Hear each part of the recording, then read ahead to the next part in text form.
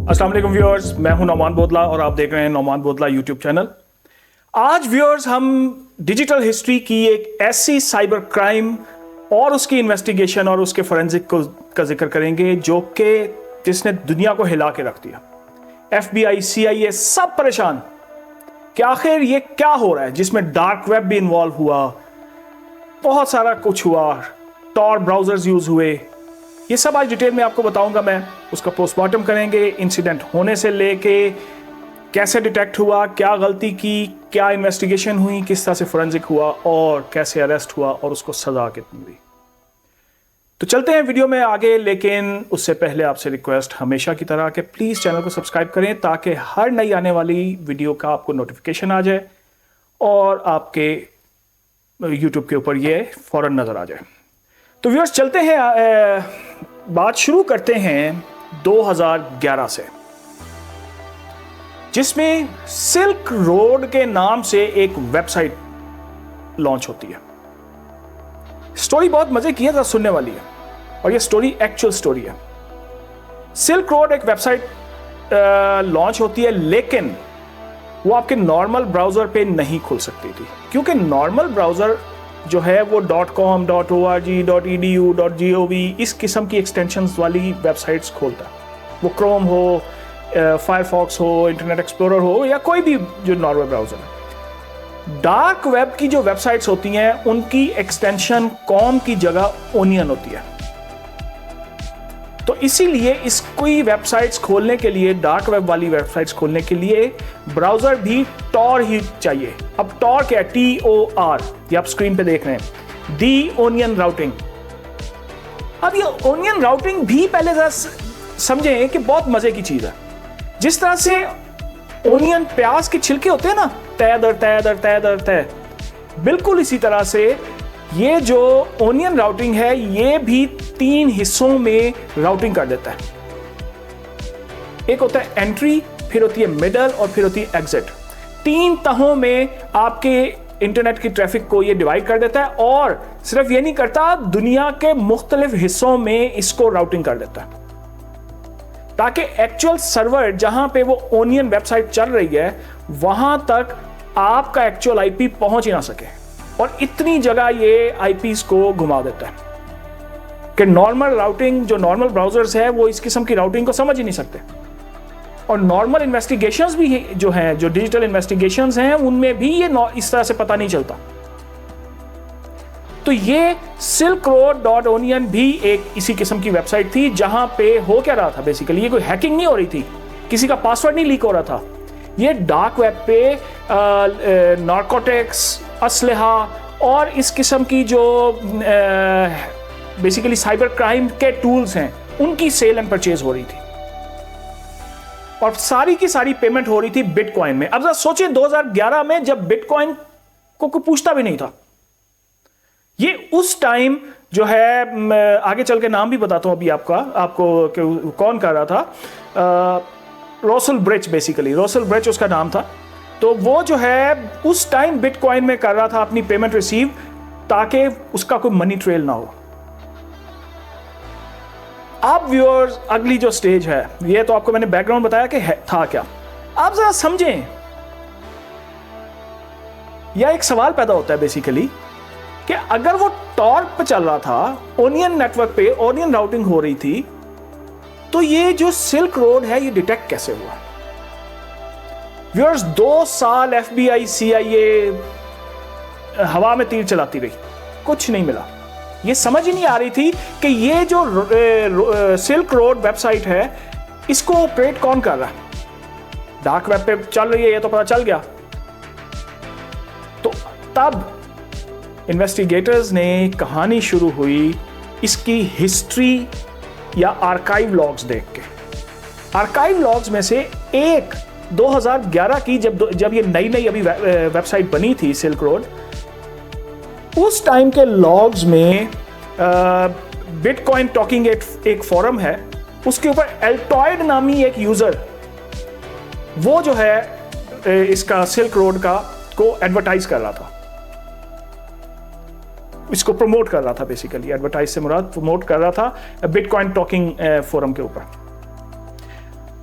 वहां पे उसने एक जगह अपना पर्सनल ईमेल एड्रेस डाल दिया, वहीं से इसका नाम रोसल ब्रिच, और ईमेल एड्रेस भी यही था, roselbridge@gmail.com, roselbridge@gmail.com। वहां से कहानी शुरू हुई। उसको जब डिटेक्ट करते गए तो वहां से roselbridge@gmail.com को जब गूगल पे सर्च किया और लिंक्डइन पे सर्च किया तो ये वो तब जाके इसकी एक्चुअल आइडेंटिटी भी मिल गई और ये पता चल गया कि सैन फ्रांसिस्को में कोई ये बंदा एक रहता है।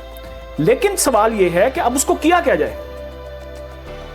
तब FBI के जो साइबर एक्शन टीम है, कैट टीम उसको कहते हैं, उन्होंने जो ये है ना सिल्क रोड वेबसाइट, इसके ऊपर क्राफ्टेड पैकेट्स भेजने शुरू कर दिए।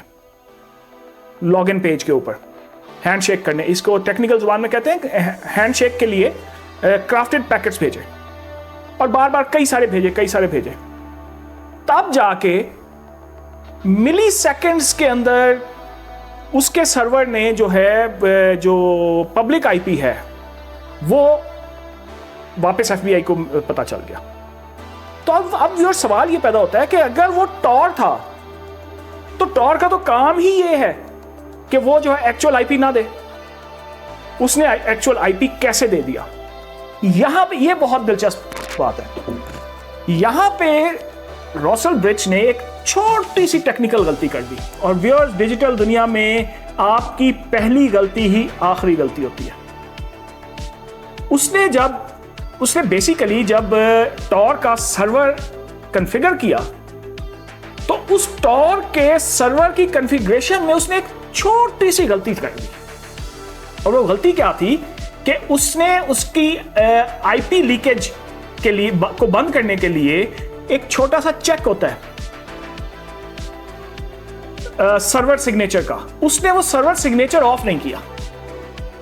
बैकएंड पे तो उसका टॉर चल रहा है या वो टॉर के पीछे तो वो उसका सिल्क रोड के चल रही है वेबसाइट, लेकिन जब उसने पहला हैंडशेक करना है तो मिली सेकेंड्स के लिए वो एक्चुअल IP एड्रेस उसने ब्रॉडकास्ट कर दिया, और वही काफी था इन्वेस्टिगेटर्स के लिए।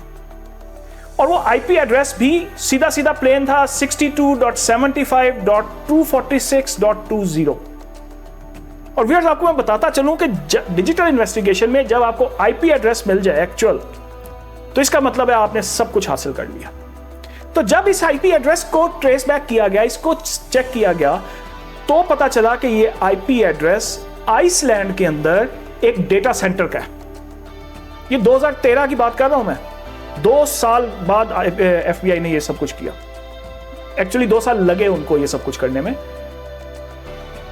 जब उस आइसलैंड में उस डेटा सेंटर पे पहुंचे तो FBI के इन्वेस्टिगेटर्स ने, उस कैट टीम ने सिल्क रोड का जो सर्वर था, और व्यूअर्स, डिजिटल इमेज ये होता है कि जो एक्चुअल है उसका बिट बाय बिट उसकी कॉपी कर ली।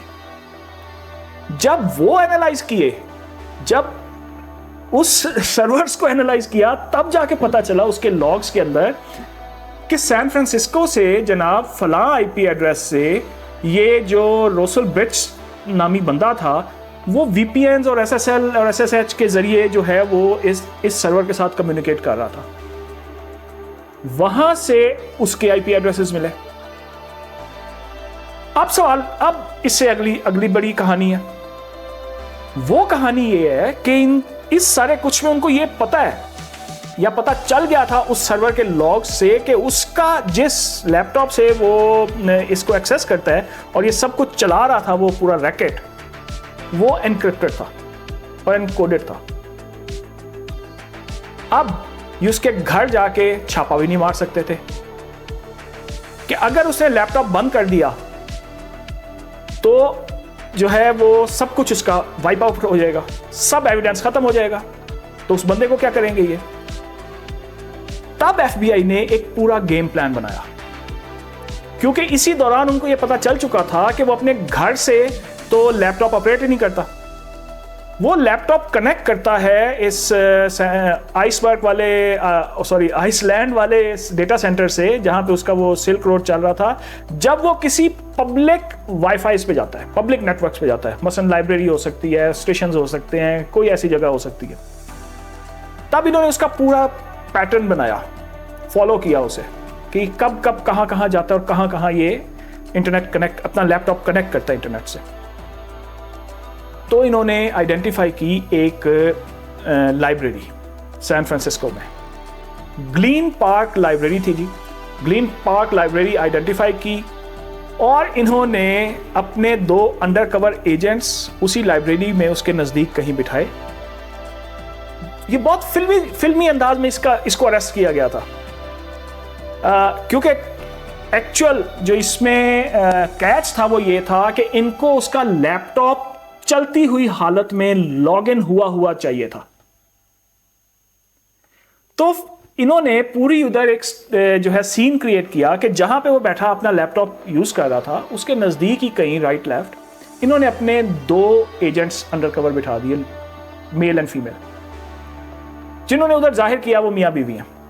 और उन्होंने मियां बीवी बन के उसके नजदीक शोर मचा दिया और आपस में लड़ना शुरू हो गए।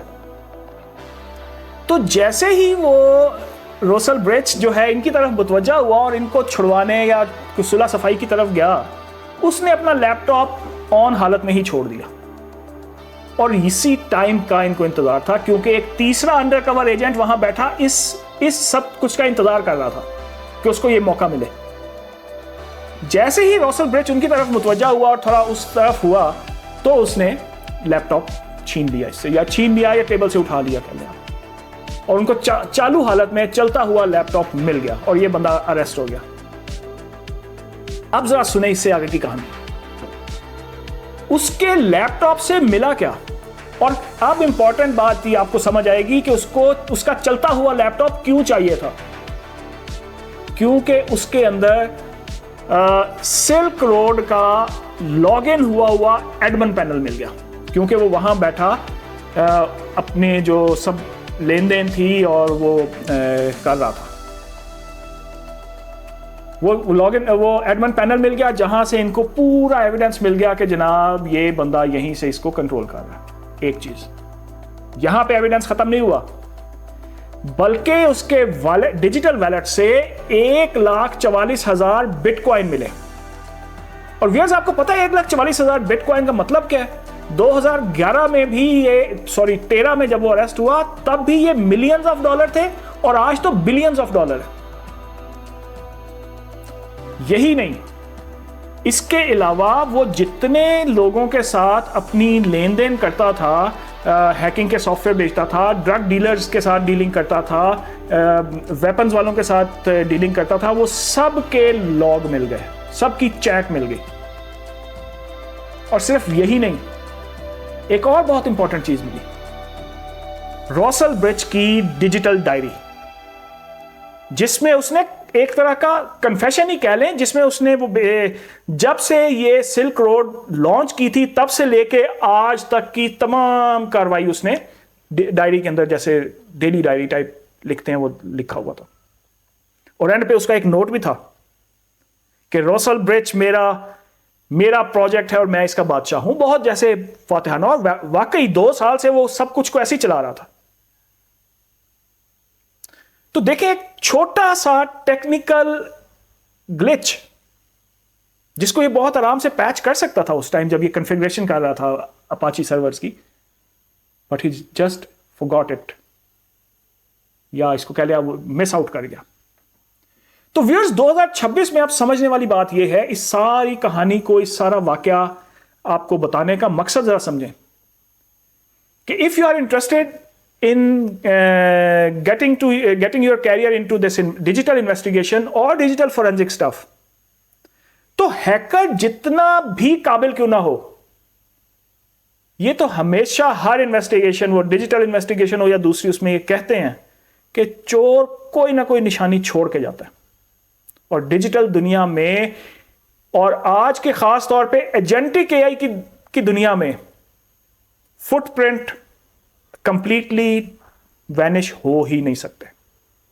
सो जितना मर्जी चालाक हैकर हो, जितना मर्जी चालाक साइबर क्रिमिनल हो, आपको सिर्फ आउट ऑफ द बॉक्स जाके सोचना है कि कहां कहां से आप उसके फुटप्रिंट्स ढूंढ सकते हो और किस किस तरह से उसको आपस में लिंक भी कर सकते हो।